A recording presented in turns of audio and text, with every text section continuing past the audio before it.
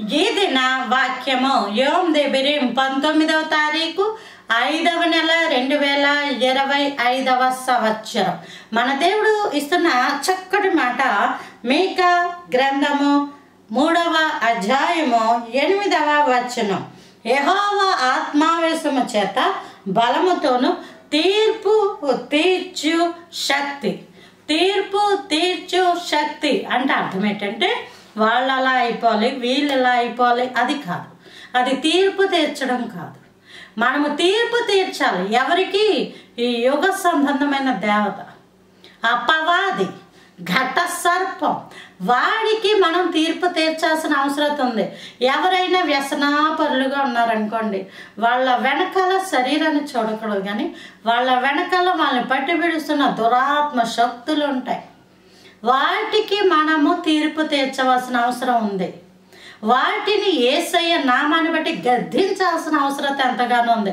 యేసుక్రీస్తు నామములో బయటికి పో అని చెప్పాలి. యేసుక్రీస్తు నామములో ఈ బిడ్డకి విడుదల కలుగును గాక అని చెప్పాలి. ఎక్కడి నుంచి వచ్చాయో అక్కడికి నజరేయుడైన యేసుక్రీస్తు నామములో అగాధంలోనికి వెళ్ళిపోవును గాక, బయటికి వెళ్ళిపోవును గాక అని చెప్పాలి. కానీ మనుషులకి కాదు. ఈ విషయం మీరు జ్ఞాపకం ఉంచుకోండి. నిన్ను బట్టి పీడిస్తున్న, ఒకవేళ నీ భర్త నిన్ను ఇబ్బంది పెట్టచ్చు, నీ భార్య నిన్ను ఇబ్బంది పెట్టచ్చు, నీ పిల్లలు నిన్ను ఇబ్బంది పెట్టచ్చు.